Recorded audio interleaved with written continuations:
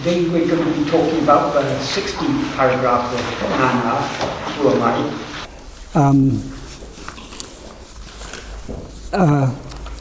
Bhagavan begins this paragraph by saying in the first sentence,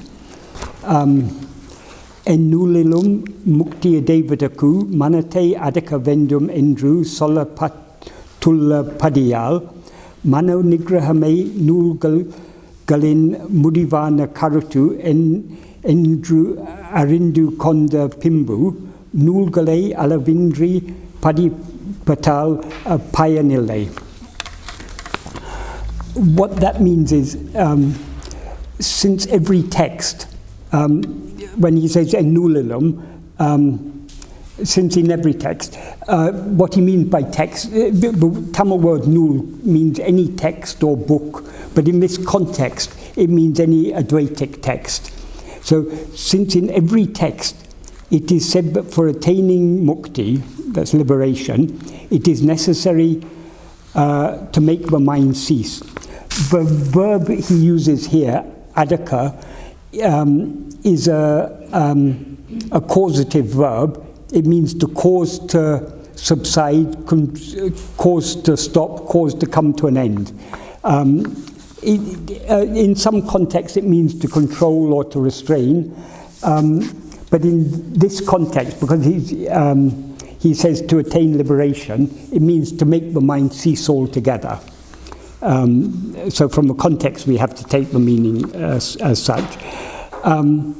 So since it is said in every text, every Advaitic text, that for attaining mukti it's necessary to make the mind cease, after knowing that mano nigraha is a Sanskrit term, often translated as mind control, but nigraha means, graha means to holding, nigraha means holding back, holding within. So in that sense it means restraining, but it also means, in a deeper sense, the sense in which Bhagavan uses it here, holding the mind within. In other words, not allowing the mind to rise. Mano nigrahame nulgalin mudivana karutu. When it is known that the final conclusion or final aim, the ultimate intention of all such texts is the destruction of them, is mano nigraha, destruction of the mind. Nulgale alavindri padipadal payanile. There's no benefit to be gained by studying texts without limit. Bhagavan isn't here opposing the study of texts, but studying without limit. Because obviously, Bhagavan, well, we are studying a text now. Bhagavan wrote his own teachings, so repeatedly studying certain essential texts is a great aid in the path, but we don't have to be going on endlessly reading more and more books, is what he's saying here. And in the next sentence, it's actually quite it's a difficult, it's a sentence structure that is unlike any sentence structure in English, so it's a bit difficult to translate it exactly. But it consists of two clauses. One clause is, Manate aduvadaku tanne yarendru vicharika vendum. That means, for making the mind cease, it is necessary to investigate oneself. To investigate oneself, yarendru means as who. It implies to see who one actually is. So we are investigating ourselves to find out what we actually are. So in order to make the mind cease, it's necessary to investigate ourselves. Then he says, alamal. Alamal means except, or in this context we can take it as instead of. Instead of investigating ourselves is the implication. Epadi nulgalin vicharipadu. That literally means how investigating in texts. That implies how can we know ourselves by investigating in texts. We can't find what we actually are. Any number of books we read, we're not going to find out what we actually are. You know, to find out what books can tell us what we are not, but what we actually are, we need to investigate ourselves. In other words, we need to turn our attention within. And then to emphasize this, he says in the next sentence, Tanne tanudeya jnana kannal tane ariya vendum.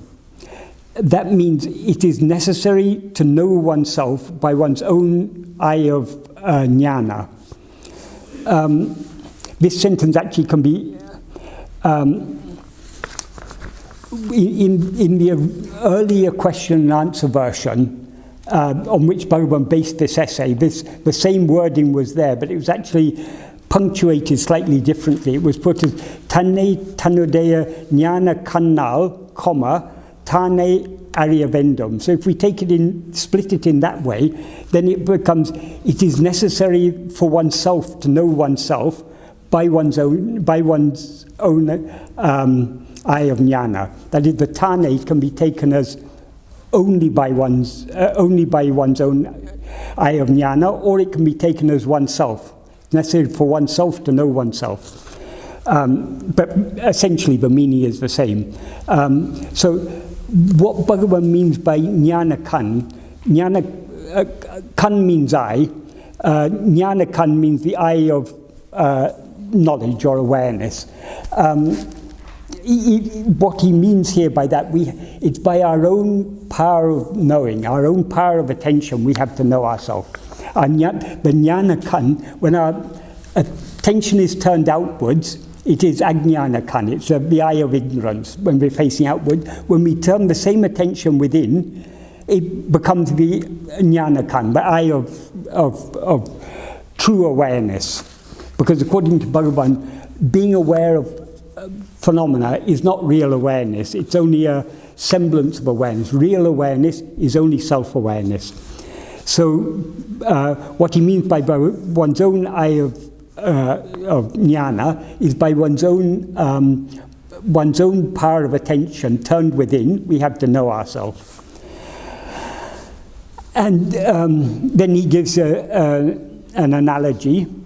Raman tanne Raman indrariya kanadi venduma. That means for Raman, it means a person called Raman. Does a person called Raman need a mirror to know himself as Raman? Do I need a mirror to know I am Michael? I'm familiar, we know ourselves without external aid. The problem is, we now know ourselves as if we're a person. We need to know ourselves as we actually are. We can know ourselves as we actually are, not with any external aid, but only by turning our attention within, is the implication there. Then the word he uses for oneself in all these sentences, well, in these two sentences he used the word tanne. Tanne is an accusative case form of tan, which means oneself. So in this sentence, he says, Tan pancha kosangalul irupadu. Oneself is within the pancha kosas. Pancha kosas means 5 sheaths that seem to cover and obscure what we actually are. In Uludunapdu, in verse 5 of Uludunapdu, Bhagavan says, Udul pancha kosa uru. The body is a form composed of 5 kosha. That is, Bhagavan often said, ego is nothing but the false awareness, I am this body. But what he meant by body is not just the physical body, because whenever we experience a physical body as ourself, we don't experience a dead body as ourself, it's always a living body. And that living body, it's also a body in a state of waking or seeming waking, because even in dream we seem to be awake. So there's also mind, intellect and will. These 5, that is the physical form of the body, the life that animates it, the mind, the intellect and the will, all these together are the 5 sheaths. So oneself is not outside these, oneself is within all of these. then in the next sentence he says, Nul galo avatriku velie irupave. That means whereas texts are outside them, that is, texts are outside the 5 sheaves. The implication of these things, we've got to know ourselves by looking within, not by looking outside.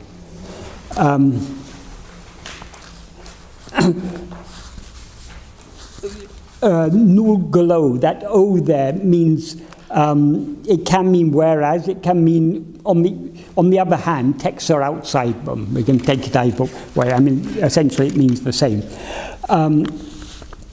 Then he comes to a conclusion. Ahayal panchakosam galayum niki vicharika vendia tanne nulgalil vicharipadu vine. That means, therefore, investigating in text in order to know oneself, in order to know is not there, but it's what's implied, because of the sentence structure in Tamil we can't exactly, in English, if you say investigating oneself in text, it doesn't quite flow correctly in English, but that's what it literally means. So investigating in text in order to know oneself, and then he says there's a relative clause for tanne, oneself. Panchakosangalayum niki vicharika vendia. That means whom it is necessary to investigate, setting aside or rejecting all the 5 sheaves. So investigating in order to know oneself, investigating in text in order to know oneself is useless, is the main clause. And he says what is necessary is to investigate ourselves by setting aside these 5 sheaves. That is, so long as we're aware of ourselves as this body, as that means not just a physical form of the body, but all the 5 sheaves, because we always experience them all together. So long as we experience ourselves as these, we cannot know what we actually are. So we have to set aside these. We have to turn our attention away from the person we seem to be, the body, the mind, the intellect, the will, and focus our attention on who is it who is aware of all these things. That is what he's implying there. So we've got to, in other words, we can't find out what we are from texts which are outside ourselves. We've got to look within. Then he gives, in the next 2 sentences, he gives a couple of definitions. The first sentence, he defines what is mukti, what is liberation. He says, Bandatil irkum tanya endru vicharitu tanyatata sarupate terindu kolvade mukti. That means, by investigating who is oneself who is in bondage, knowing one's yatata swarupa alone is mukti. Yatata swarupa means our own form or our real nature. Yatata means actual, real. So it's yatata swarupa means what we actually are. So knowing, the main clause is knowing what we actually are is liberation. How to know what we actually are? By investigating who am I, who is oneself who is in bondage.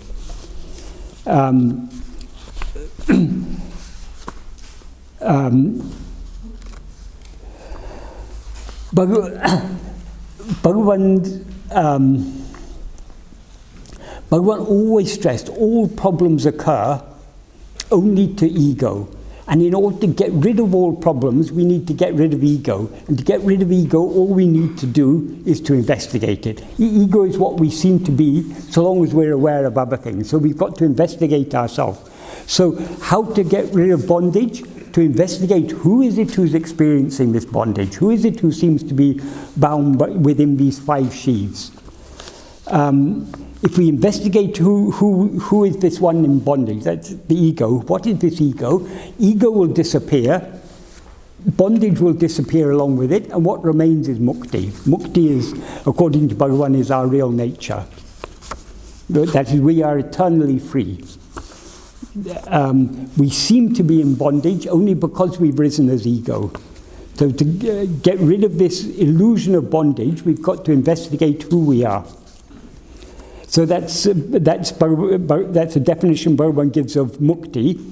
And then in the next sentence, very important sentence, he clearly defines what he means by the term Atma-vichara, self-investigation. What he says here is, Sadakalamum manate atmavil veitirubadaku tan Atma-vicharam endrupaya. That means the name Atma-vichara refers only to always keeping the mind in Atma. In Tamil, what he says is Atma-vil. The il is a locative case ending. So it can mean ill, it can mean in Atma, but in English we usually talk, when we attend to something, we say, have you got your mind on it? So it would be it's more natural in English to say, always keeping our mind on ourselves. That is the practice of Atma-vichara. So Bhagavan says, Atma-vichara, the implication here, when you keep your mind on something, you're attending to it. So what Bhagavan implies here is that self-attentiveness alone is what is called Atma-vichara. So we investigate ourselves by attending to ourselves, by keenly observing, keenly looking at ourselves, trying to see what we actually are. That is self-investigation. And then in the next sentence, he contrasts self-investigation with dhyana, with meditation, as it's generally understood. He says, whereas dhyana, meditation, what he says in Tamil is, dhyanamo tanne satchidananda brahmamaha bhavipadu. That means, whereas dhyana is imagining oneself to be Satchidananda Brahman. Obviously, dhyana, the term meditation, is used in a different sense in different contexts. In an earlier paragraph, in paragraph 10, Bhagavan described, instead of using the term Atma-vichara, self-investigation, he uses the term Swarupa Dhyana. Swarupa Dhyana literally means meditation or attention on one's own real nature. So that's not the dhyana he's talking about. How dhyana is often understood in the context of Advaita, but thinking I am Brahman, I am that, I am Satchidananda. That is what is generally understood as a meditation in, by many people who take themselves to be Advaitins think that meditating I am Brahman, that is the means to attain Brahman, but Bhagavan describes that as bhavipadu. Bhavipadu means having a bhava. That's having a imagining. It literally it means or thinking or imagining. But we're Brahman. According to Bhagavan, that is not the means to know what we actually are, because we're trying to replace the thought I am this person with the thought I am Brahman. But we cannot know, in order to know what we actually are, we have to set aside all thought and turn our entire attention within. So Bhagavan is here drawing a distinction between what is the actual path of Advaita, which is the path of self-investigation, turning our attention within, and what many people imagine to be the practice of Advaita, which is thinking I am Brahman. Then in the final sentence, because this whole paragraph, Bhagavan's talking about learning, we can meditate, we meditate I am Brahman only after we learn the idea from books or from others. We learn the idea that we are Brahman, the infinite whole or whatever, or Satchidananda. These are all things we've learned from books. But Bhagavan says in the final sentence, Katrave anateum orukalatil maraka vendiya varum. That means at one time it will become necessary to forget all that one has learned. When we fall asleep, or however learned we are, however much philosophy we've studied, however much Advaitic texts we've studied, we forget more when we fall asleep. And finally, when this body dies, we'll forget everything once and for all. And only if we take another life, then we'll relearn it all, and then we'll forget it all. So all this learning has a purpose, only insofar as it points us in the direction where we should turn our attention. We should turn our attention within to find what we actually are. But by endless studying of Advaita or any other philosophy, we're not going to know what we actually are. The only way to know what we actually are is to turn our attention within. So the purpose of all the Advaitic texts, as Bhagavan said in the first sentence, is to make us understand that it's necessary to make the mind cease, make the mind subside and come to an end, in order to attain mukti. That's the essential import of all Advaitic texts. When we know that, we have to do what is necessary to make the mind subside, which, as he says in the second sentence, is to investigate who we are.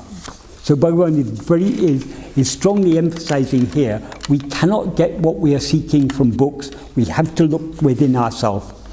This is the context in which this is relevant is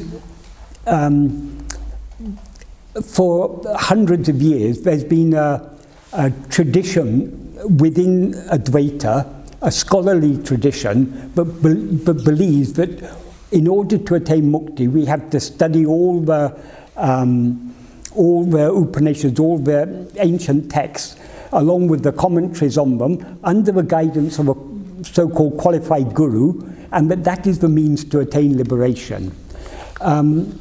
There's nowadays, this idea is very, very much emphasized to a certain extent by Chinmayananda and his followers, but particularly by Dayananda and his followers. They call themselves traditional Vedantins.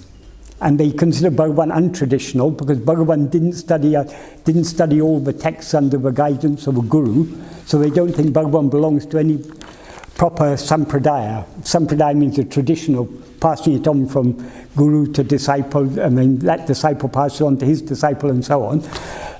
This is a tradition within Advaita, but this is not the correct tradition, is what Bhagavan implies here. But in order to know what we are, we don't need to study all these texts endlessly.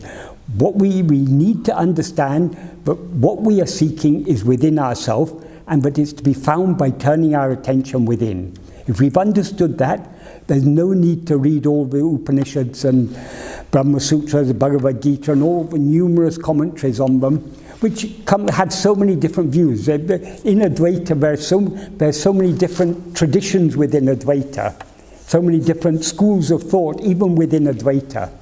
Because as soon as we allow our mind to go outwards, there are different ways of explaining things, there are different ways of interpreting things. Even the same texts get interpreted and understood differently by different people.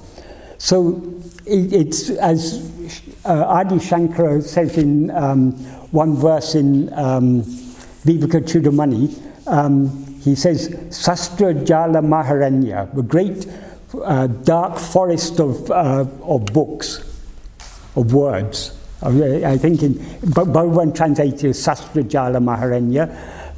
In the original it's Sabda Jala Maharanya, that the forest of sound. So Shankara is saying all these books, it's nothing but sound. Don't get lost in that forest. In order to know what you are, you have to turn your attention within to find yourself. So this is the true tradition of Advaita, the living tradition, rather than just the scholarly tradition. So what Bhagavan brought us is, it is traditional, but it's distinguished from what many people take to be traditional, which is why many people, even nowadays, there are many people who don't really accept Bhagavan as a guru or as a significant Advaitin, because they think he came and he gave his own interpretation to everything, and he rejected so many ideas that these people hold very sacred. It's need to study all the texts under so-called qualified gurus.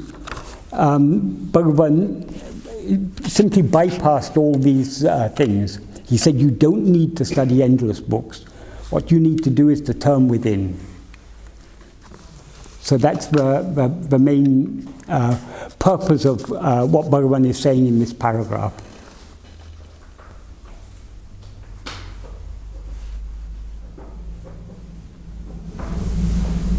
Michael, it might be that what is referred to there is a type of sadhana for purification of mind.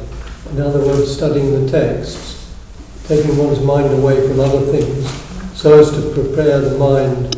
For yeah. So that is a path, probably. For some people. For some people, yeah. I mean, all these are according to,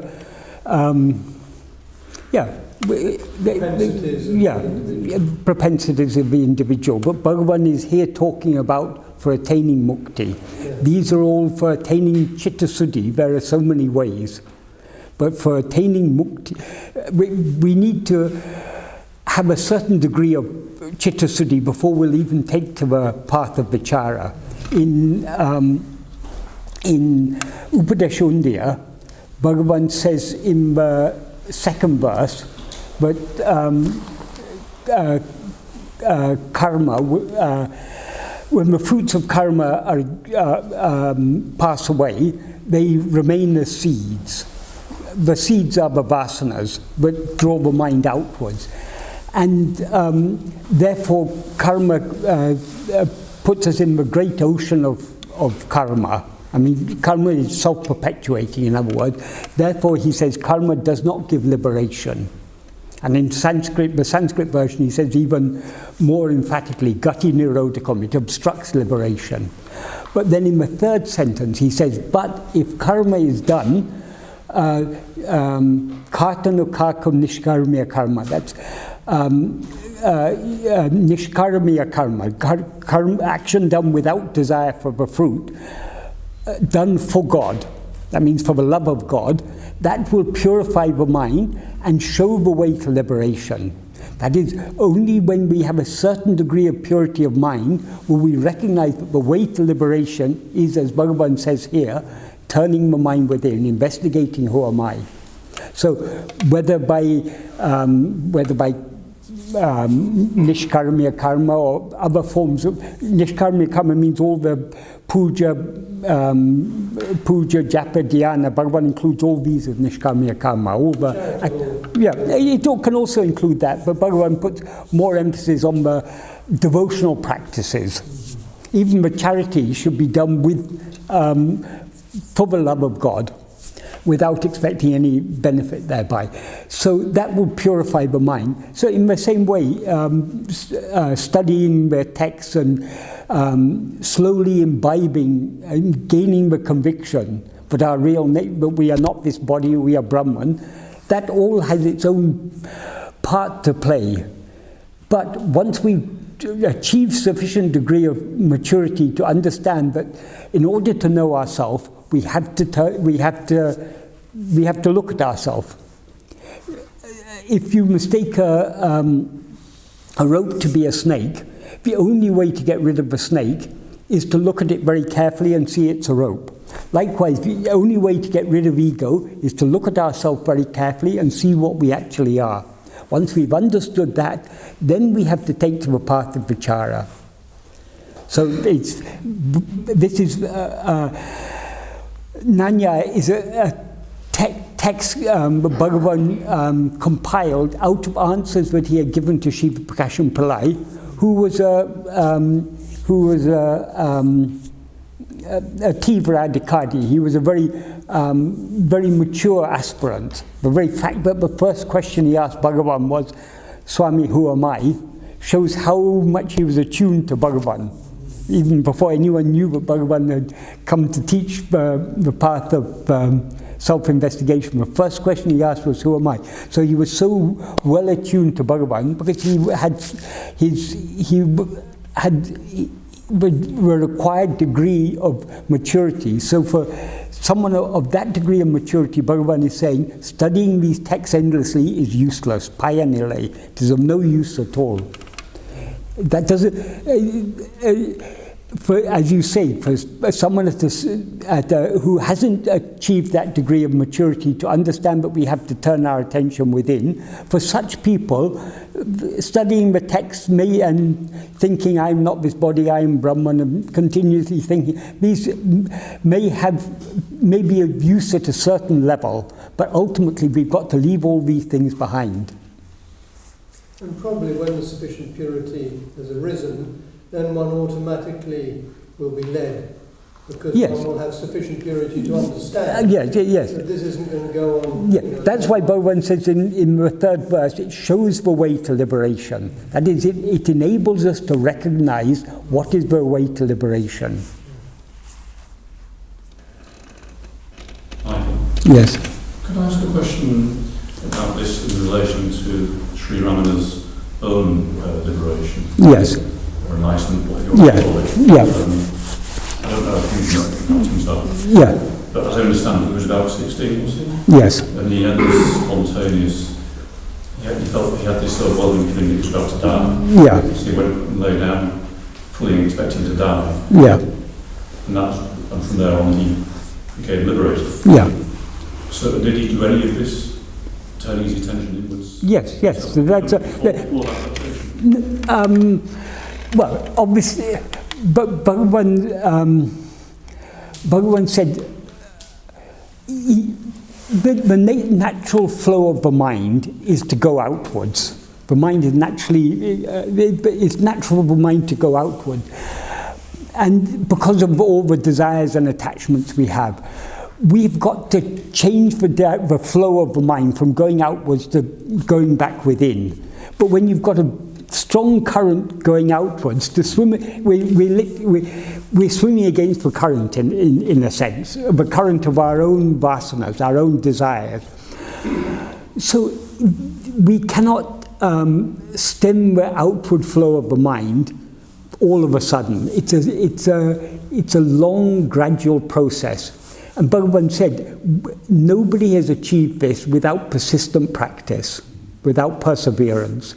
So when people ask, but Bhagavan, you attained just like that, Bhagavan said, even those who seem to have achieved without any effort in this lifetime, they have done all the required effort in previous lifetimes. So Bhagavan didn't directly say about himself, but we have to infer from that, he had been practicing all this in previous lives. For some reason it was, for our benefit, he was born in this life and attained liberation in this life in order to teach us all these things. But he didn't do much in the way of sadhana or spiritual practice? Well, there were signs. There were signs before. For example, when he was young, he had a reputation among his friends and family. But if he slept, nobody could wake him up.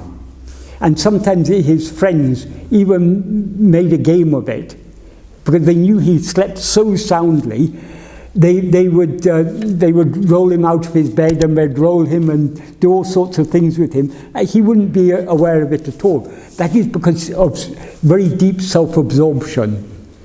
But he wasn't consciously doing it as a practice.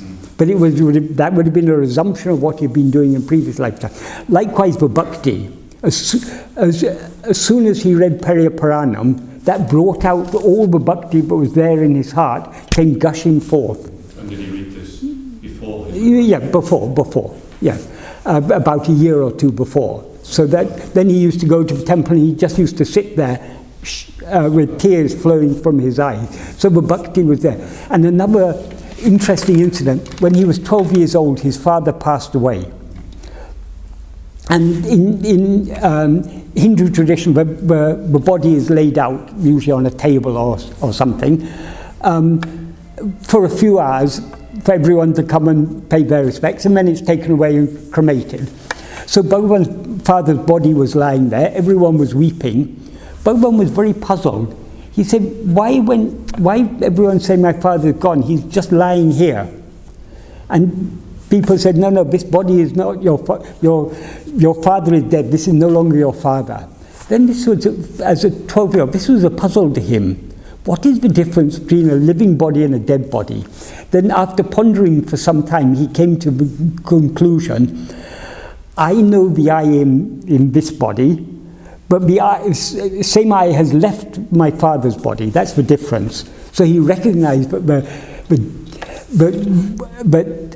the I is something distinct from the body. So all these are signs that that maturity was there, but it all came to fruition when that intense fear of death came. If you think of it, we all sometimes get fear of death. If we think about it, we all know we're going to die sometime. Most of us, though we know we're going to die, we don't take it too seriously.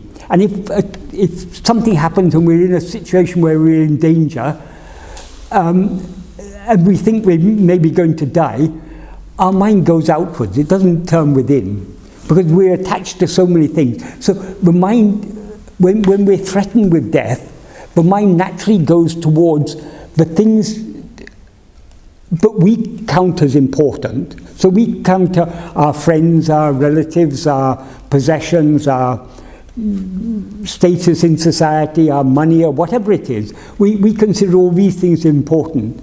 So people, when they're drowning, it's said they often they will have all the images. Their whole life will be played before them like a film replaying. Your father, that happened to you? Yeah, but a similar thing happened to my father in the war. He was in motor gunboats, and his boat was sunk, and he very nearly drowned. And he said he remembered all his past life. I mean, his earlier life went through his mind. So this is the mind going outwards, clinging to the thing. But in the case of Bhagavan, he had the presence of mind to go into. well, yes, because what he was fearing to lose was not all his relatives or his possessions or anything. He was fearing to lose his very existence. When this body dies, do I die? He'd already understood when he saw his father's dead body, but I and the body are different. But when the body dies, what happens to this I? So he turned his attention back within to find out, when this body dies, do I die? And because he turned his attention within, and because of the maturity gained from previous practice, he was able to turn his attention 180 degrees back within. He saw what he was. That was the end of that was the end of Venkataraman. Venkataraman was dead then, and that body, what was shining in that body after that, is the eternal reality, our own real nature. It seems that I've read in places that often liberation, or enlightenment, whatever you want to call it, is accompanied by extreme trauma or suffering. Yeah, because some people say that's what the simple meaning of the crucifixion is in the Christian. Well, yeah, but Bhagavan said that, but Bhagavan explained the symbolism of crucifixion. But Christ is that Jesus is symbolizing ego, the cross is the body, and the death of the ego within the body. Then the resurrection is the shining forth of what is real. That's an allegorical explanation of it. Yeah. May I add something? Yes. Actually, that experience that one had is because, as you say, from past lives. But it's that moment, we have many moments in our life where we're not thinking of the I or the ego, and we're not ourselves. It can be a beautiful fragrance that can trigger something. It could be sitting in your meditation room, facing your sanctuary, whatever, and suddenly something happens. Yes, but and then completely There is no past, no future, there is only this moment, this present moment. And that is that with a capital T. Not, who is experiencing that? The great consciousness, that which is. No, you are experiencing it, because you're now recalling it, aren't you? So anything, what comes and goes is not real. So any experience that comes will also go. It's not real. What Bhagavan, even to call it an experience is not quite correct, because what Bhagavan experienced was the dissolution of the experiencer. And what then remains is what is eternally present, which is that pure awareness. It's not. That was what I was going to come to, actually. Yes. To say that, because it is not an experience. An experience has a beginning and an end. Well, yes. An experiencing is a continuation of that Yes. or oneness. Yes. All is one. It is an experience, but not an experience like any other experience. I mean, we get caught up in words. I mean, words cannot express it. But it is pure self-awareness, but not self-awareness, but has when ego dies, what remains is what is ever present. Absolutely. Yeah. So it's not, but no person ever attains self-realization. The dissolution of the ego that says, I am this person, is self-realization. So we take Bhagavan to be a person.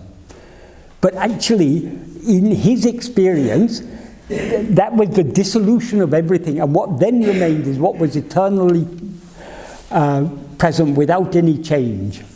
So Bhagavan, though because we take ourselves to be a person, we take Bhagavan to be a person.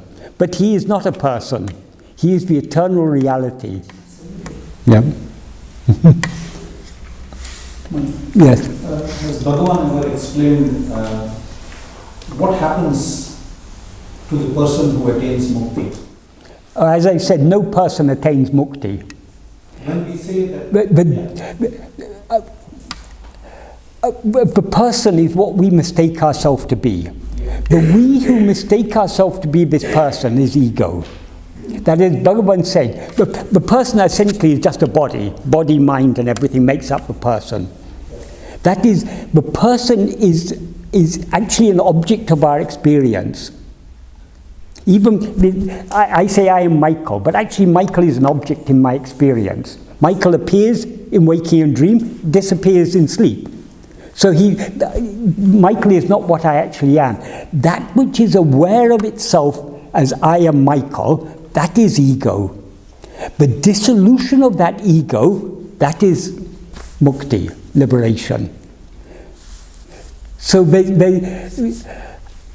we talk of self-realized person, but actually that's a contradiction in terms. Because if we're self-realized, we're not a person. If we're a person, we're not self-realized.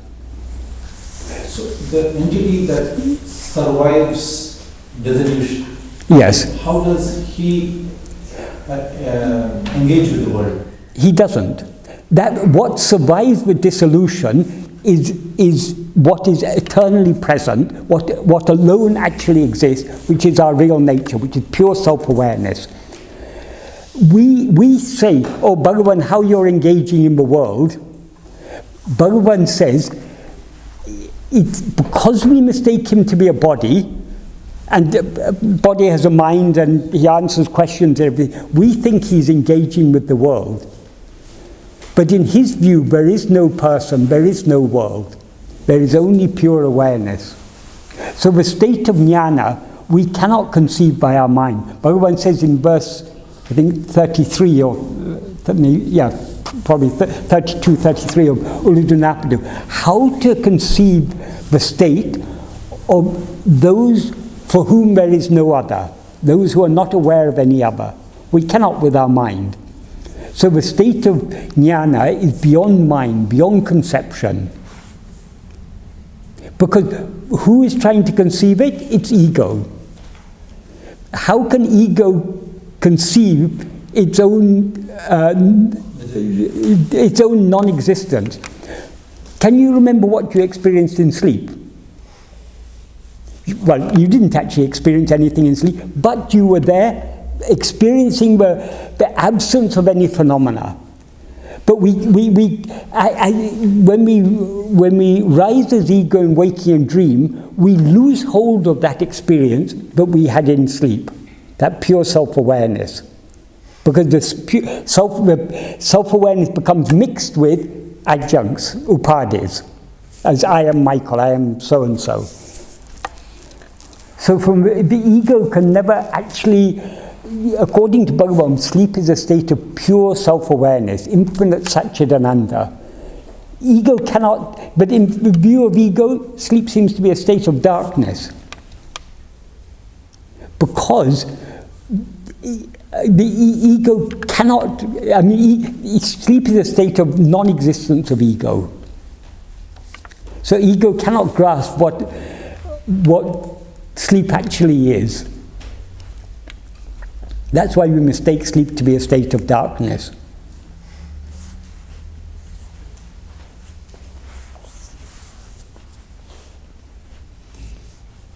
So we cannot grasp it by our mind. If we want to grasp it, we have to lose ourselves. I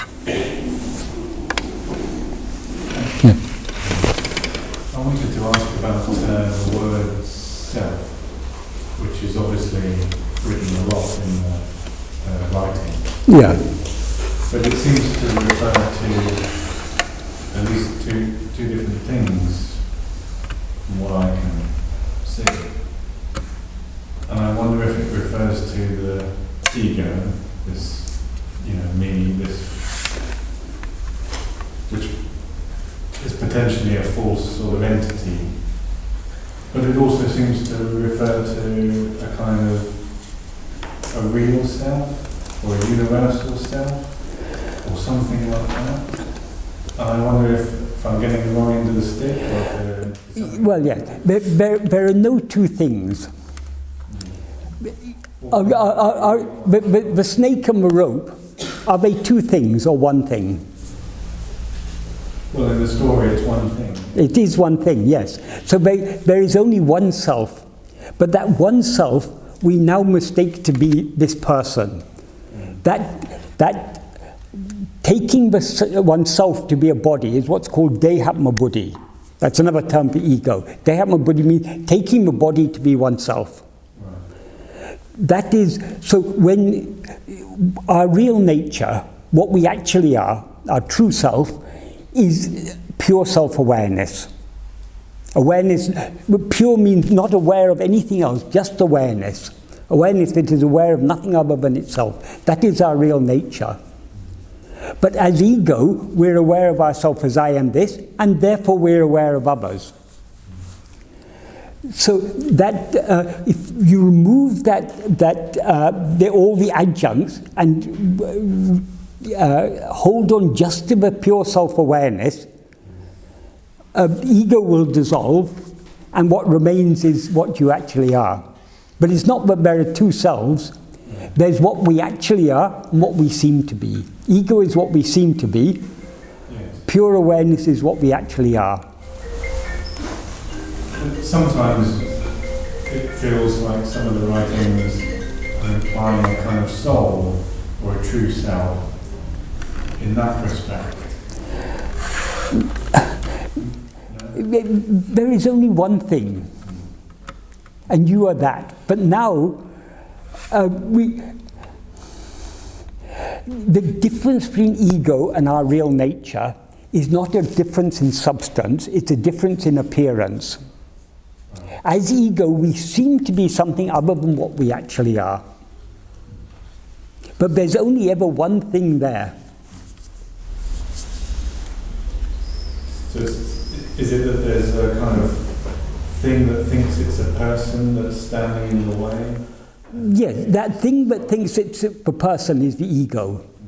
Because in the view of pure self-awareness, there is no person, there is no world, there's nothing. Just, Bhagavan says in Nāṉ Ār, what actually exists is only Atma-sarupa. Atma-sarupa means the real nature of oneself. So it's not that soul or anything. It's Soul means more ego. For soul, we think of my soul, your soul. There are many souls here. So soul is another term for ego.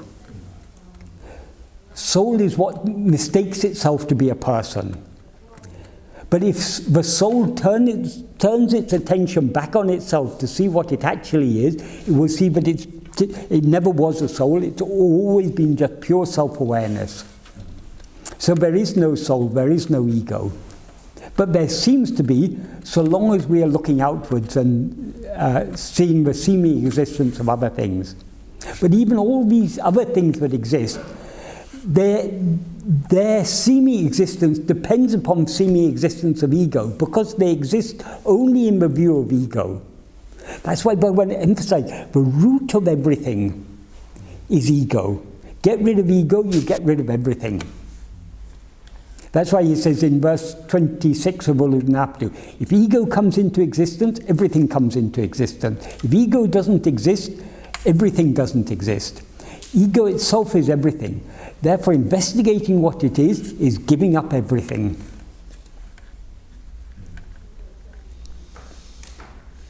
So that's the one problem, is ego.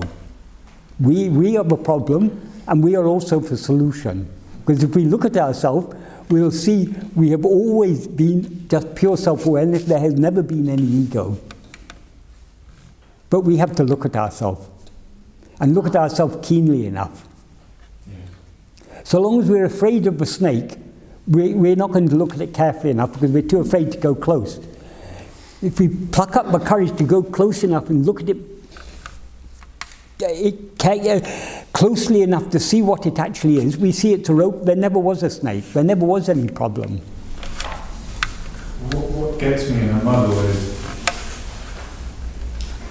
what is it that's looking for the self? Is that not the self?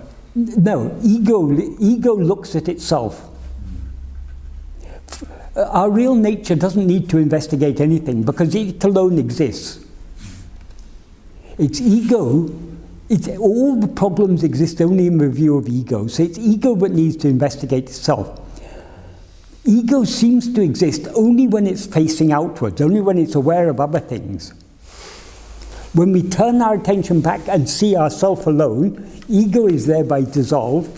So attention is not ego, just looking. Well, ego is the attender. The one who is attending, it is ego.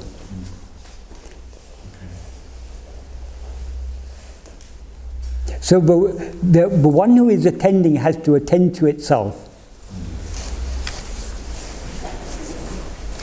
Yeah. I just want to understand, if there is such a thing as reincarnation, as I understand it, the ego is not the same as the ego in a past life. So there's some sort of continuity, perhaps it's a causal continuity that creates the ego in this life. No, it's the same ego. The person is different. There's no, Yeah. Because memory bank is totally wiped. Yes, because the person is wiped, but the person is not the ego. The ego is that which is aware of itself as I am this person.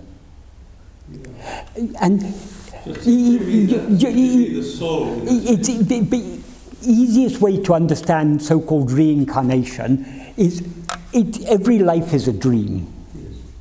So long as the dreamer exists, dreams will continue. One dream comes to an end, another dream starts.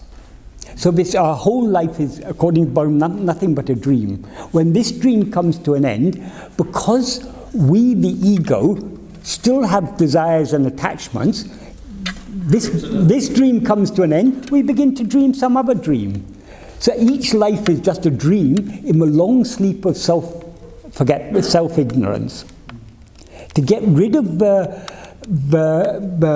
dreamer, along with the dreamer's the sleep in which the dreamer appears, we simply have to turn our attention within, see what we actually are, see that we were never self-ignorant, there never was any ego, there never was any dream, there never was any incarnation. But if we are born now, we will be reborn. But are we born now? So reincarnation is only for the ignorant. Yes, exactly, of course. What is real is never born and never dies. Okay? You said something about the person and ego. Yes. There are two different things you said. Yes. Can you explain that? The person is basically, what is a person made of? A person is a body, a mind, an intellect, a will. Yes. That's not ego. That is not ego. Ego is the one who says, I am this person. The one who is aware of itself as the person.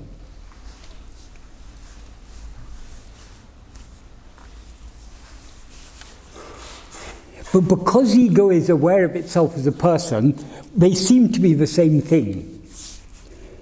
But in order to investigate ourselves, we have to, you know, Dritrasya Viveka. But the world is seen by the eye. The eye is seen by the mind. Mind is seen by, ultimately you get back to the witness. The witness is the ego. The one who is aware of all this. The one who is aware of all this and aware of itself as I am this person. That is ego. A person lasts for one lifetime. But ego goes on. In each life, ego is projecting a person and taking itself to be that person. Now you are Guru Das. In a previous life you were not Guru Das, you were some other person. If any future lives, you'll be some other person. So the person is like as Krishna says in the Gita, it's like a shirt. You're removing, when death comes, you're simply removing your shirt.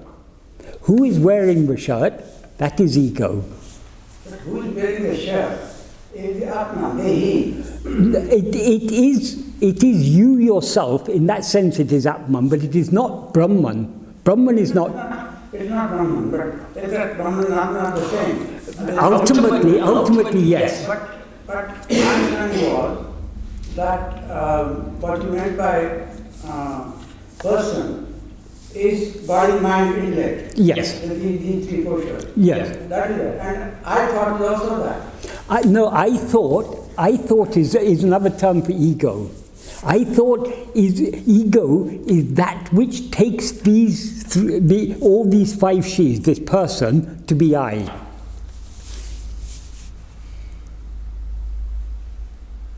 In Vedic parlance, what is the equivalent of the difference between the ego and the person? Ego is ahankara, jiva, whereas person is what we seem to be in each lifetime. Jiva continues from life to life. But in each life, jiva, the ego, takes itself to be a different person. The person is all the upadis, but is the person. That which takes those upadis to be I, that is ego. We have to go deeper and deeper within. Ego is the same as I thought. Yes, yes. But I thought the one that creates me as a person. Yes. I thought the one that creates me as a person. Yes. So I thought person and ego and person are the same. No. Ego and I thought are the same. Bhagavan says in the 8th paragraph of Who Am I, he says, of all the thoughts that arise in the mind, the first is the thought I. Yes. That itself is ego, he says, aduveya ankaram. And in Uludinapadu, verse 24, he says it's jiva, mind, ego, all these are just that I which rises. It's not the body, and it's not the satchit, but what rises in between, as the limit of the body, that is ego. That I that rises, saying limiting itself to this person, that is ego.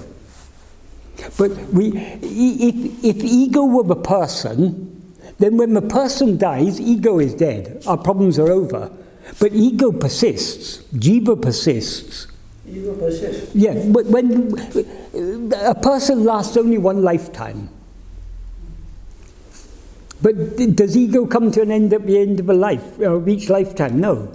It then dreams projects another person and takes it. In that case, ego will be the same as Atman. Only the Atman persists, nothing else persists. No, ego persists. It's jiva. Jiva is Jivatma. Jivatma, yes. Jiva is a combination of Jiva and Atma. So there is no Jivatma, it's a combination. The Chitta Jada Granthi. Yes, exactly. Chitta Jada Granthi, that is Jiva is a combination. Yes, but, yeah. So I don't understand how Jiva will continue. Ego will continue after you die. You say ego is Chit Jada Granthi. That is, it is neither Chit, which is pure awareness, which is Brahman, nor is it Jada, the body. Yes, it's a combination. It's the knot that is formed when these two get mixed. So ego is not the body. The body means not just the physical body, but all the 5 sheaves make up body. The ego is not any of these 5 sheaves. It is that which takes these 5 sheaves to be itself.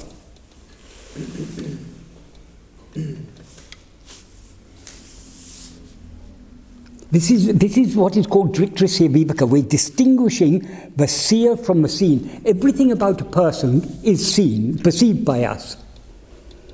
This body is perceived by us. The life in the body is perceived by us. We're aware of the breath, the heartbeat, everything.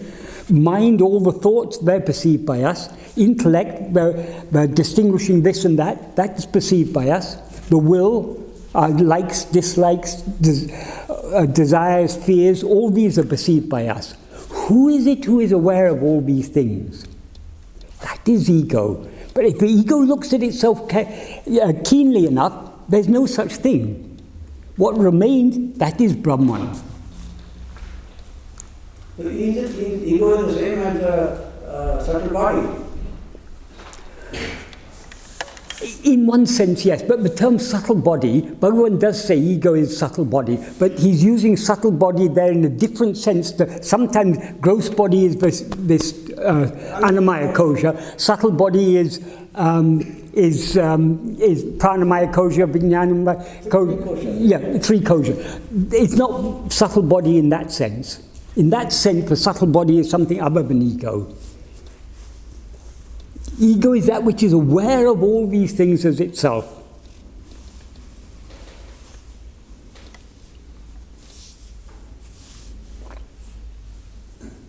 Even the Karana Sarira is made up of what? It's all the vasanas. But we are not the vasanas. Vasanas change over time. What we like at one time, at another time we don't like. So even everything, all the 5 sheaves are changing. What is constant throughout the existence throughout is ego. But even ego is impermanent, because ego appears in waking and dream, disappears in sleep. So even ego is not. What is the reality of ego? That's what we need to investigate. When we investigate ego, Bhagavan says, we find there's no such thing. What actually exists is only Brahman. There's no ego, no 5 sheaves, no world, nothing. That is the ultimate truth. Paramartika Satyam. But all these things appear in the view of ego. So they appear only because of ego. So to solve all these problems, we just have to investigate this ego. Who am I? What is the word equivalent to ego in Advaita? Ahankara, ahanta. Ahankara. Yes. But ahankara doesn't survive after the death. Ahankara is one of the... No, well, again, these words are used in different sense in different contexts. But the term Bhagavan generally used for ego is ahande. Ahande is a Tamil form of ahanta. Ahanta means the I-ness. But that's the same as ahankara. And Bhagavan said that is jiva.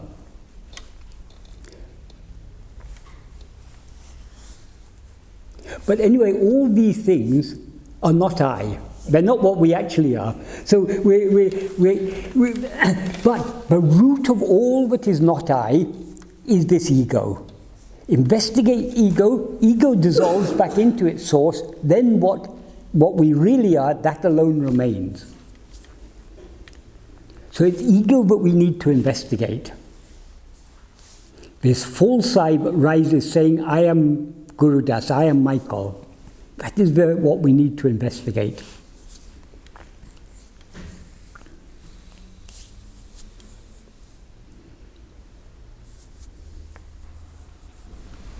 So there are three elements. There is eternity, and perfection. It don't change. I never was. Yes. Yet. I am eternal. Second element, around this body, with the sense organs that I can, so I can communicate, etc., and interact. And the third element is ego, who comes and takes out of this body and says, I am there. Ego takes on the properties both of Brahman, which is awareness, and of body, which is non-awareness. It takes these two, it makes, creates an identity. Right. But when you say there are three elements, in a sense that is true, but actually there's only one element. There's only Brahman. Yes.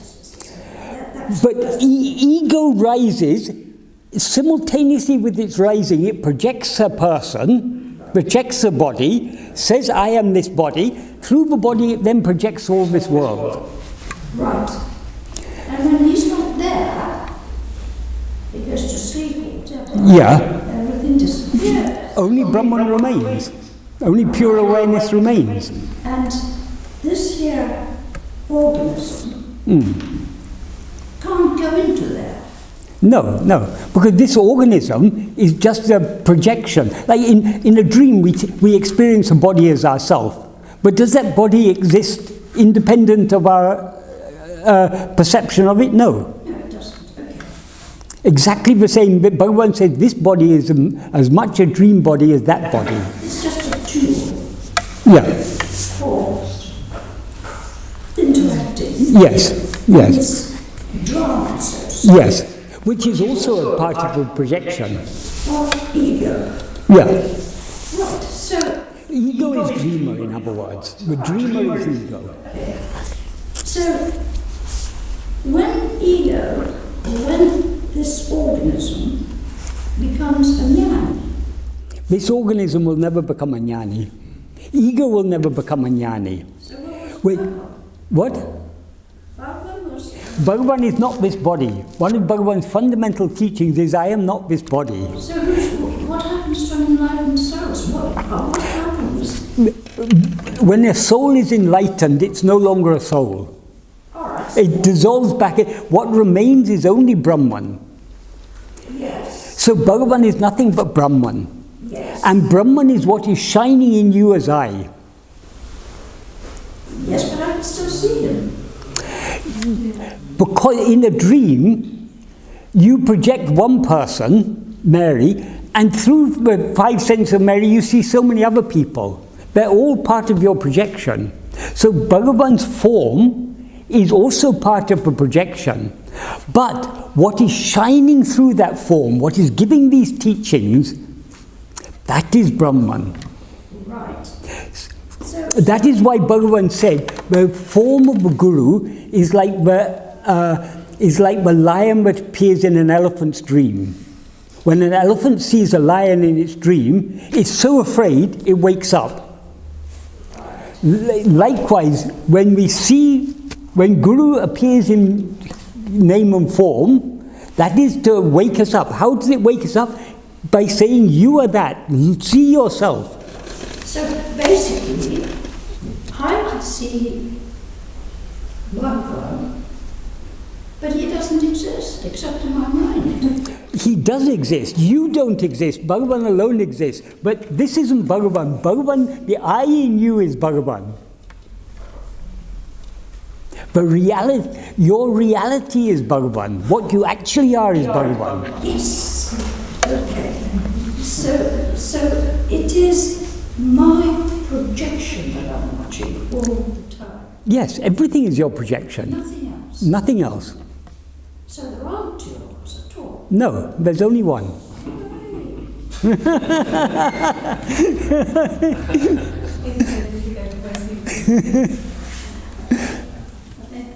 That is what is called a Dvaita, no two. That's what I thought.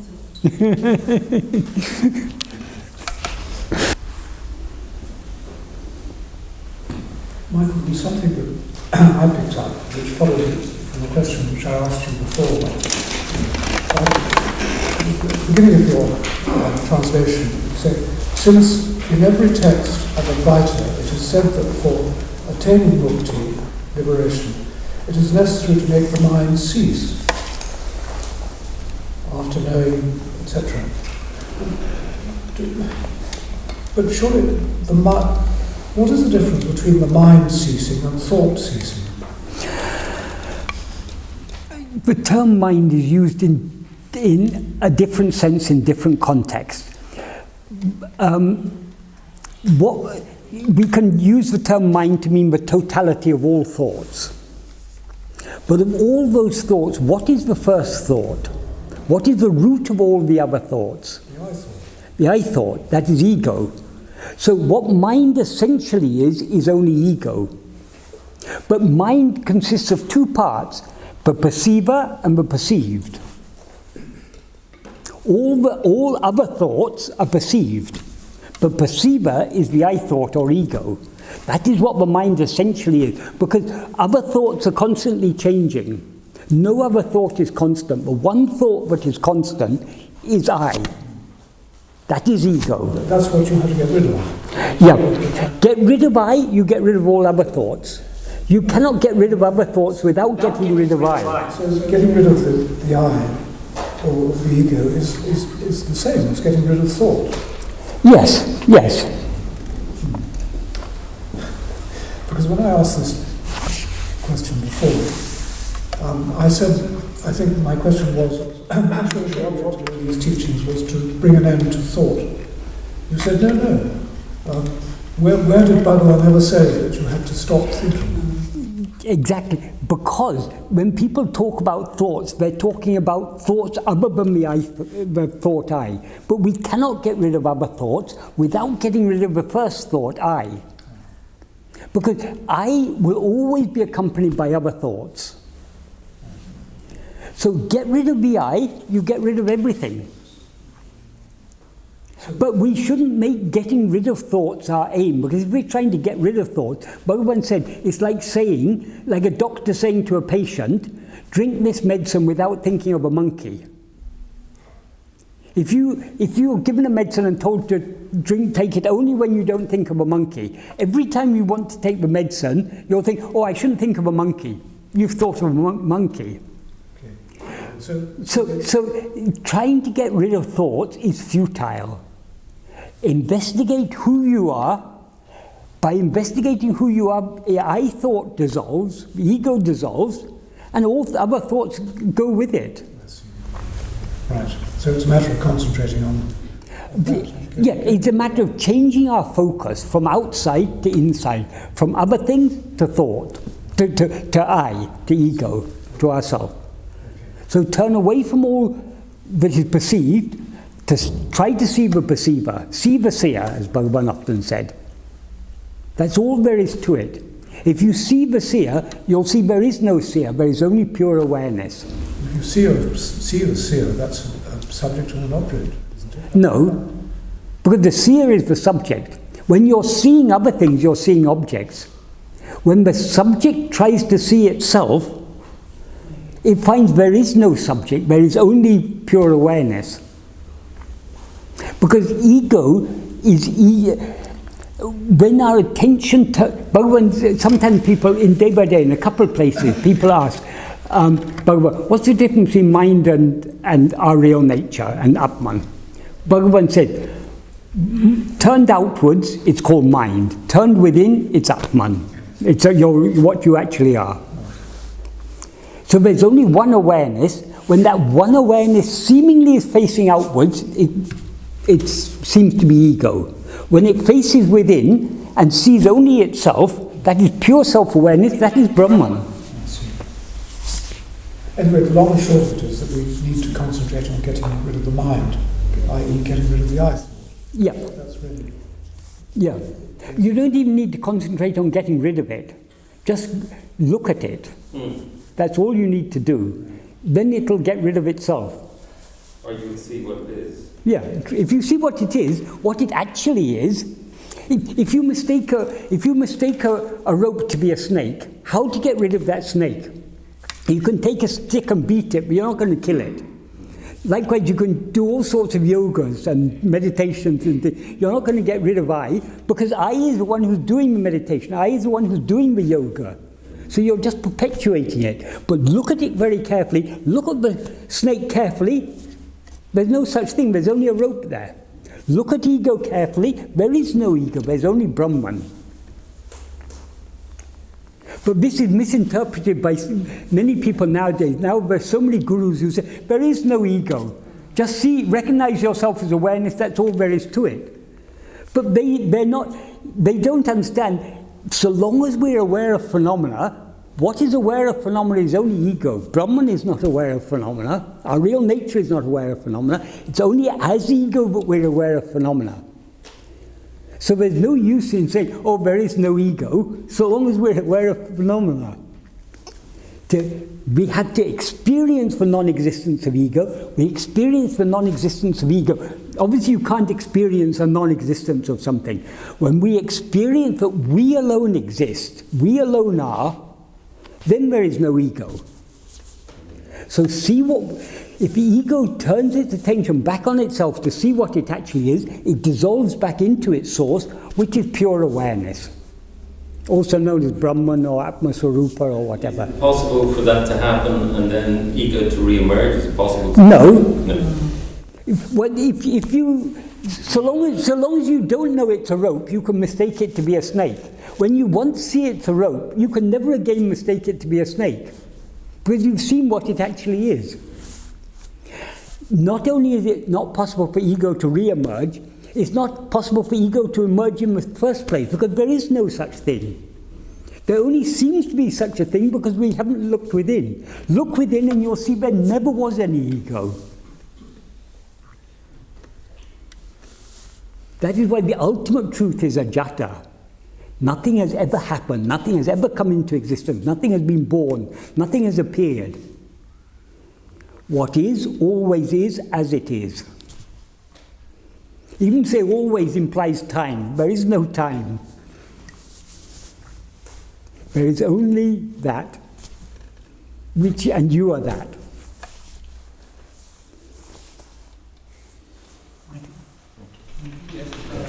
Yes. There is a word called prajna in yes. Bhagavad Gita, and there is a word called sthita prajna. Yes. Why does Krishna use these two words to describe a person who is established in Prajna means pure awareness. Sthita prajna is one who is established in pure awareness. But all explanations in words are addressed to the mind, addressed to the ego. But ego cannot conceive that state. So we consider sthita prajna to be a person who is established in prajna. But we are established in prajna only when we see we are not a person, but we were always only prajna. So what is sthita prajna? Only prajna is always sthita prajna. It's always established as prajna. And what is prajna? Prajnanam Brahman. So that is the reality. So there is only that. But explanations, any words that are said can be misinterpreted. And no words can actually grasp the truth. Because the truth is beyond mind, beyond thought. So words are a tool used by thought to express things. So words are always limited. They're always going to be imperfect. So we have to see beyond the words. What are the words pointing at? Ultimately, the whole of Advaita is pointing at only one thing, you. Even why does it say you are that? Why to bring in that at all? Because the reason it is said you are that, because we're always looking for something else. That other thing we call Brahman or God or whatever. Advaita says, no, it's not another thing, you are that. So there's only you, is the implication. There are some scholars of Advaita who say it's not sufficient to investigate only Tvam, you also have to investigate Tat. Does that make any sense at all? If Tattvamasi, that means you are that. If you investigate you, you're investigating that. There are no two things there, there's only one. So, but even Advaita, the simplest of all teaching, gets misinterpreted. This is the nature of the mind. The mind will always misinterpret. So how to avoid misinterpretation? Look within, see what you actually are, and then the one who misinterprets everything is ego. If you see what you actually are, there is no ego, then there's no misinterpretation, no problem at all. You rightly put it when you said the mind will perpetuate itself. It will always, that's the nature of the mind, it will always be perpetuating itself. So that is why Advaita is too simple. So it gets complicated. The mind is constantly complicating what is actually very, very, very simple. Simplest of the simple. What can be simpler but not two? The oneness is perfect simplicity. Yes. I'd just like to add that it is very simple, and it is a question of just taking the I thought and all thoughts and the mentality and every possible thing and go within, as Bhagavan says, to the origin. Yes. To the source. And that's all one has to do. Yes. You don't even have to discuss it. Yes, exactly. But the reason we discuss it is because our mind comes outwards. So to encourage ourselves to go back within, all these discussions and reading and everything, it's all useful to the extent that it encourages us to turn back within. But if we go back within, then no words are necessary. Exactly. Yeah. That is why Bhagavan said the ultimate teaching is silence. Because silence is our real nature. So you cannot express silence in words. Words can point to the silence, but silence alone can express silence. And you are that. So words are, by their very nature, they're limited. They're imperfect. They're useful to a certain extent. They're useful as pointers. But we have to see what they're pointing at. Don't see the words themselves. I understand when you said that when true self, if you like, the ego sees phenomenal things, but when true self realised that it wasn't just the small eye, or wasn't even that, Yes. that it would cease to see phenomenal things. Because my feeling was it's more of a kind of a, that there's just one awareness, and we're all kind of, to use a kind of computer term, we're all kind of tapping into it. So a not realised self would take themselves for just a small part, but that a realised self would recognise that they were, that there was just the field of consciousness. Our real self doesn't need to realise anything. It is ever realised. Bhagavan used to joke about the English word realised. He said realisation is not necessary, because what is real is always real. What is necessary is to unrealise the unreal. But it doesn't cease to become aware, it's all just just maybe I misinterpreted. It doesn't cease to. It is aware. It's pure. Yes, but there's also a lot of confusion about what is meant by awareness. Bhagavan has written some verses in Untitled in which he distinguishes real awareness from seeming awareness. Ego or mind is what is called in Sanskrit chittabhasa. Abhasa means semblance. It also means reflection, because when you see your face in a mirror, you're seeing a semblance. So chittabhasa means it's not real awareness, it's a semblance of awareness. So the awareness that is aware of phenomena is chittabhasa. Pure awareness is aware only of awareness.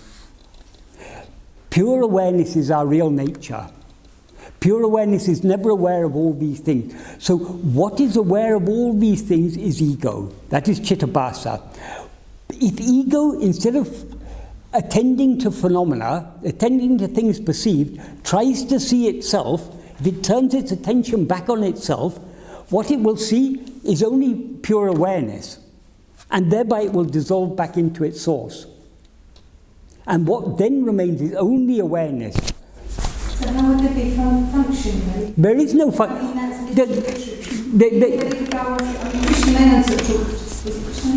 somebody talked about that as though he had like quite a high-powered job and he had no idea how he did that job. He just went there every day and did it, and then he wasn't doing it. Well, is it that, what functions is body and mind and intellect and will. All these things are functioning.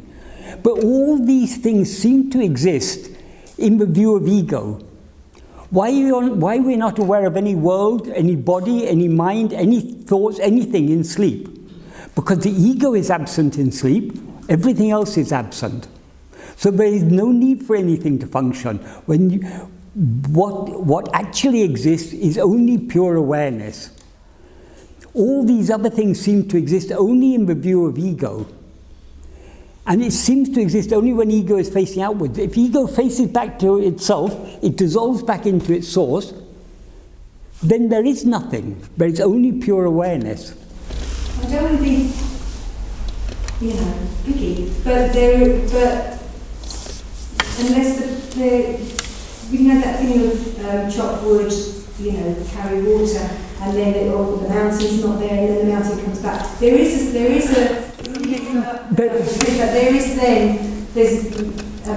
period of sort of being a bit discombobulated because everything's. But then there is a returning to us all. Many different explanations are given to suit people of different levels of spiritual maturity. But according to Advaita, according to Bhagavan, the ultimate truth is ajata. Ajata means not born, not happened, not appeared.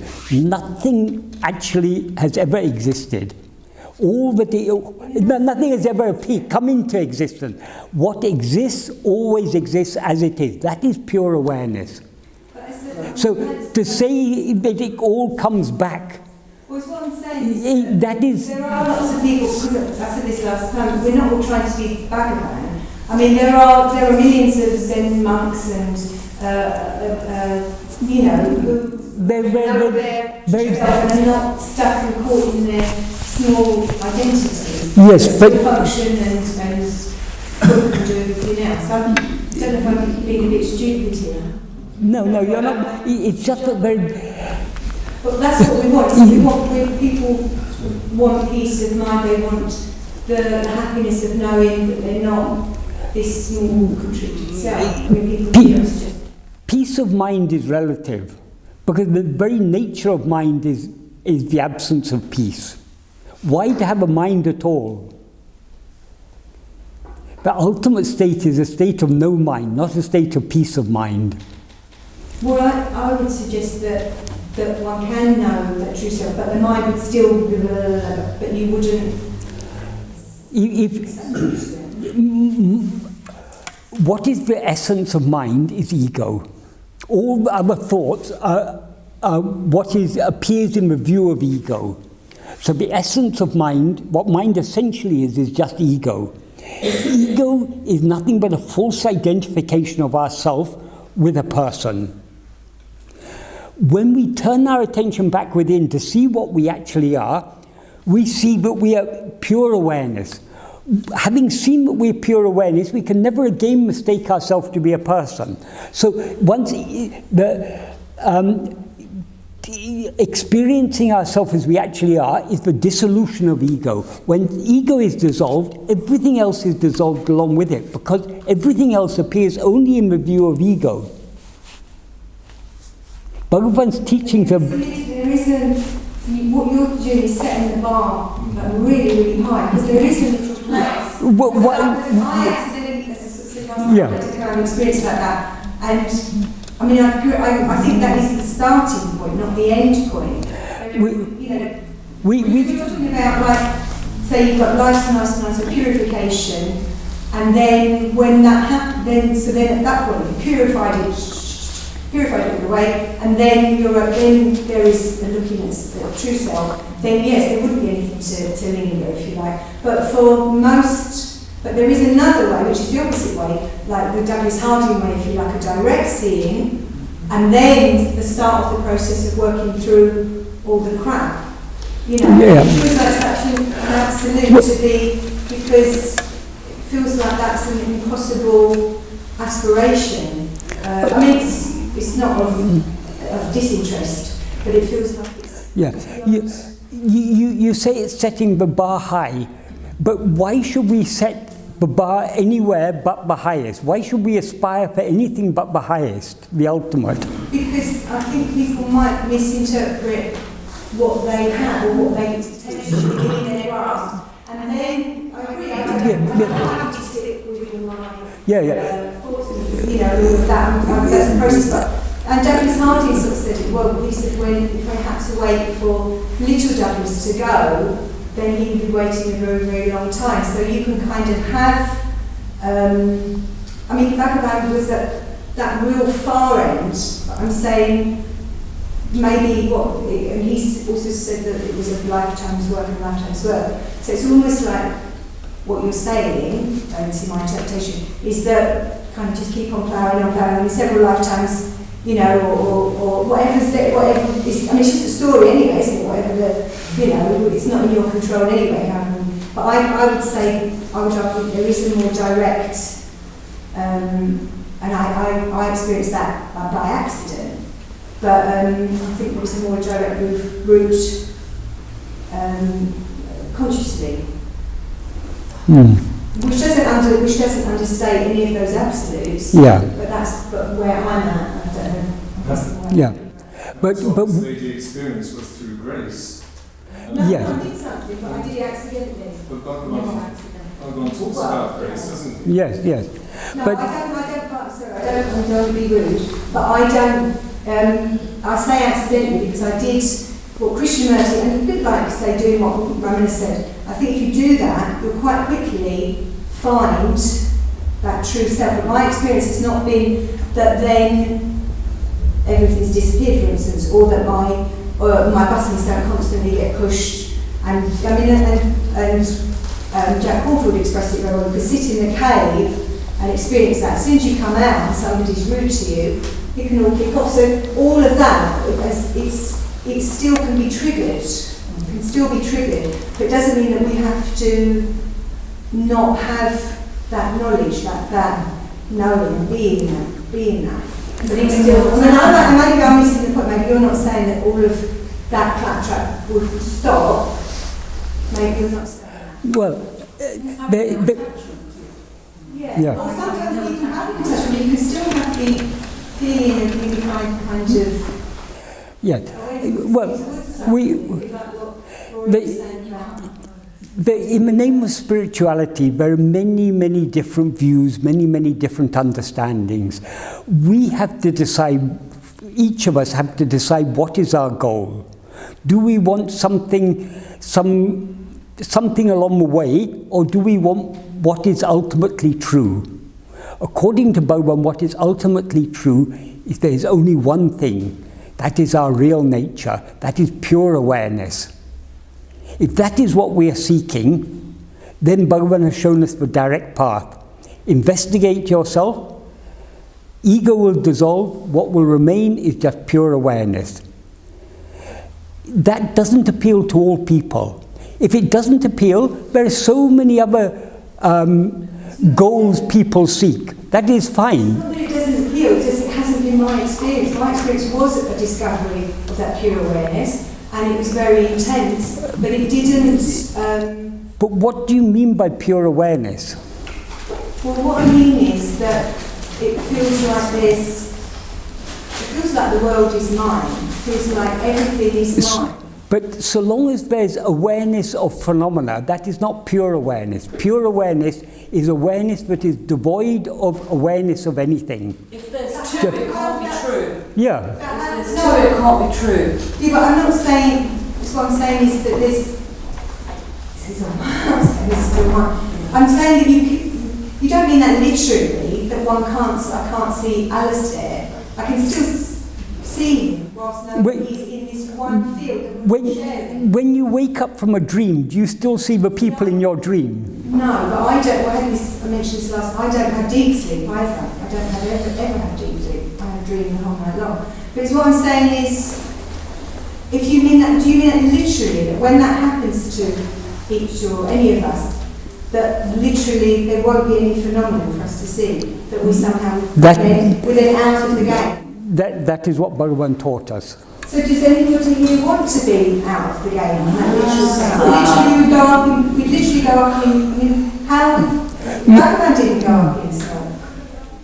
I don't understand. Because when you talk about Bhagavan, you're talking about the person, and we think Bhagavan is still seeing the world because we mistake Bhagavan to be a person. But Bhagavan says, I am not this body.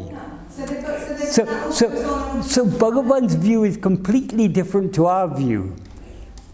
He taught us that the ultimate truth is there is only one. And I would agree with that. I don't have to agree with that. But it's not all a one. There is only one. Yeah. There's no all. There's a lot in it, that one. There's nothing in it. It alone is there. It alone is there. It depends whether you can describe it as nothing or everything, can't you? You can describe it both. It is neither nothing nor everything. It is the only thing. But I think perhaps this can be treated in terms of the three levels of reality. Absolute reality, relative reality, paramarthika. Yes, but what is paramarthika satya? That is actually whatever you're saying, nothing else. Yes, right. There is another level. But then you've got two there. No, this is a different level of understanding. Different level, a level of understanding. Yes. Vyavaharik satya is mithya. Yeah. But it is reality as far as the world is concerned. As far as our day-to-day life is concerned. In the view of ego, yes. That is there. You can't deny that there is no Vyavaharik satya. Because otherwise you won't be able to talk to each other. The Upanishads, Mandukya Karika denies it. It says there's no uppati, there's no... No, that is Ajatavada. Ajata, yes. That is paramarthika. But Shankaracharya himself has said there are three levels of reality.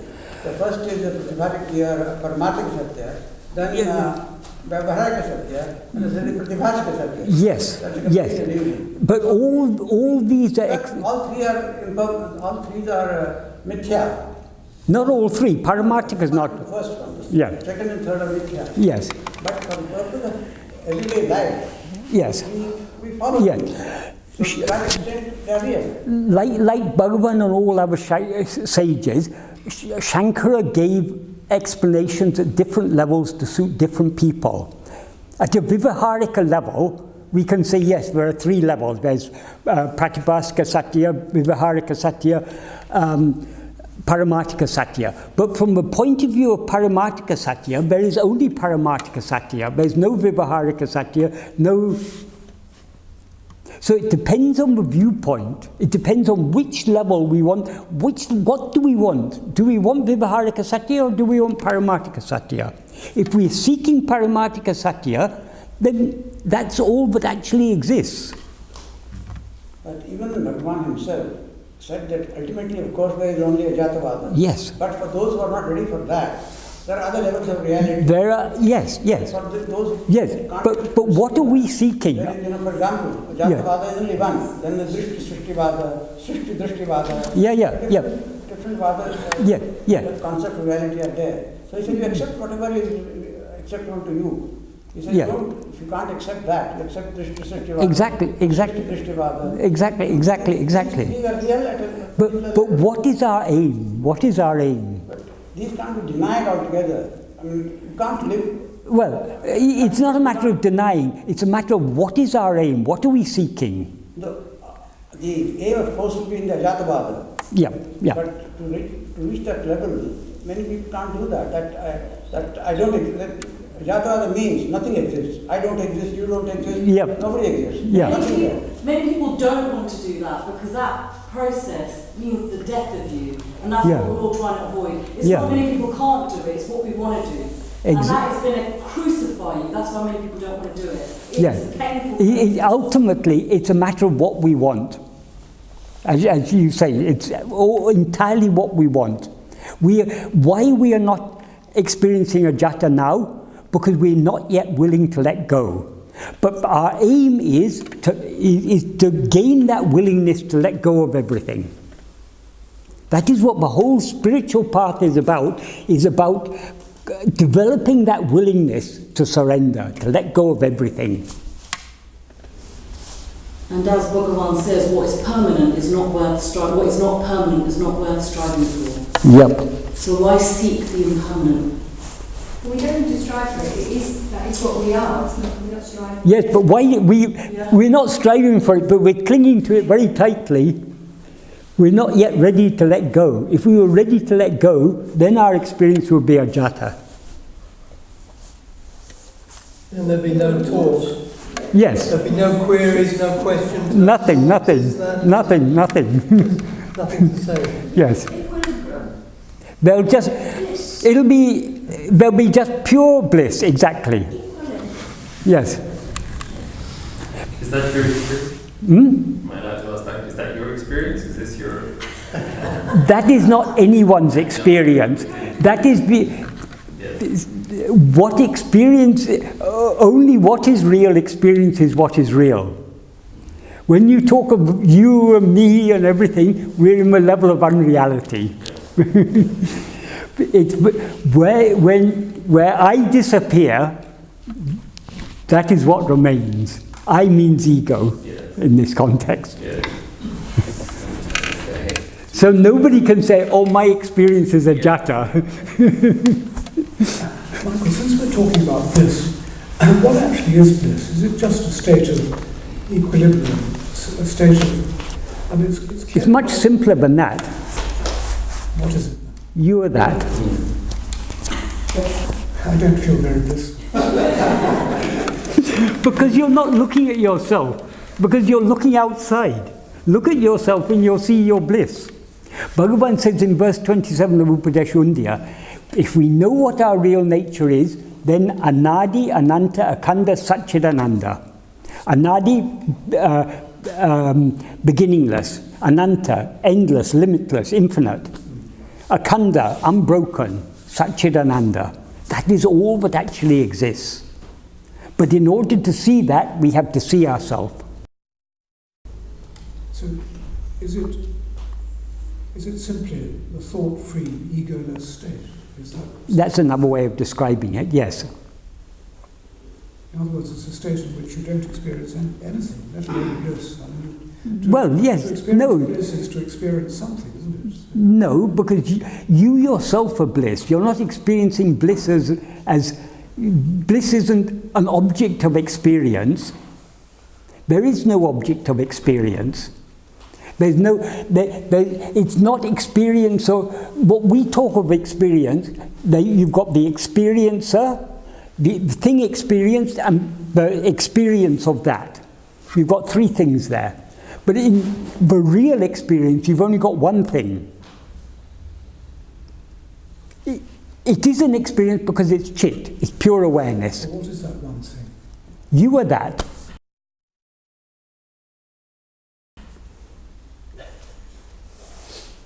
I may be in my essence, I'm certainly not in my ordinary life. Are you anything other than your essence? All these problems arise because we're looking outwards. Look at yourself, see yourself.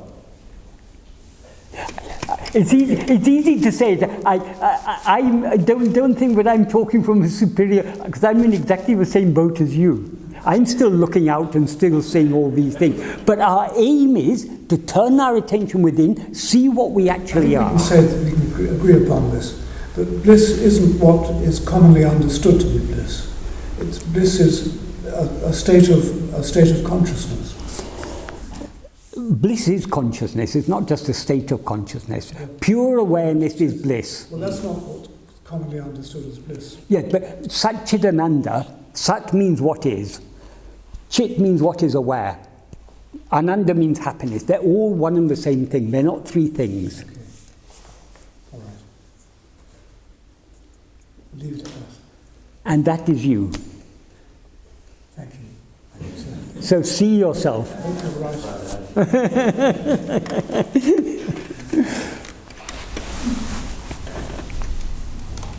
that noticing of awareness, that was a big moment in this life here. So believing myself to be a person. And then there was a moment of seeing, clear seeing of awareness, the kind of thing that Douglas Harding pointed out. So what is that? So now you said that awareness is also ego. Yes. Awareness of phenomena is not real awareness. Real awareness is awareness that is just aware, without being aware of anything. That is what is meant by pure awareness. Pure awareness means it has no content. It's not aware of anything. But Michael, you said that in deep sleep, where there was no phenomena, there would just be deep sleep. We are pure awareness. Yes. Surely when we are awake and there is phenomena, then that awareness, it would be aware of the phenomena. No, but what is aware of phenomena is not the pure awareness. It is ego, which is a semblance of awareness, chittabhasa. According to Bhagavan, You've still got sense organs, while there would still be inevitable seeing and hearing, feeling and touching. That's all inevitable for ego, but not for pure awareness. Pure awareness has no sense organs. It has no body. Well, pure awareness is, there's only one pure awareness, and we're all it. Yeah. So for some, it's manifesting through different sentient things that can perceive. It's not manifesting at all. It just is. Ego misperceives it as all these things. It is not manifesting. It's a misperception. Do you say the rope manifests as a snake? But the rope is just as it is. We misperceive it as a snake. The body exists in whose view? In the view of ego. When ego dissolves, body and world, everything goes with it. When you wake up from a dream, nothing in the dream remains. So is that what you want? You want to just disappear, like the idea, with the circle of reincarnation, where people kind of want to get off that circle. Are you talking about getting off the wheel of reincarnation? I want to be happy. Yeah. And so long as there's multiplicity, so long as there's the happiness is not infinite. Whatever happiness we experience as ego is finite happiness, is limited happiness. But why should we want anything less than infinite happiness?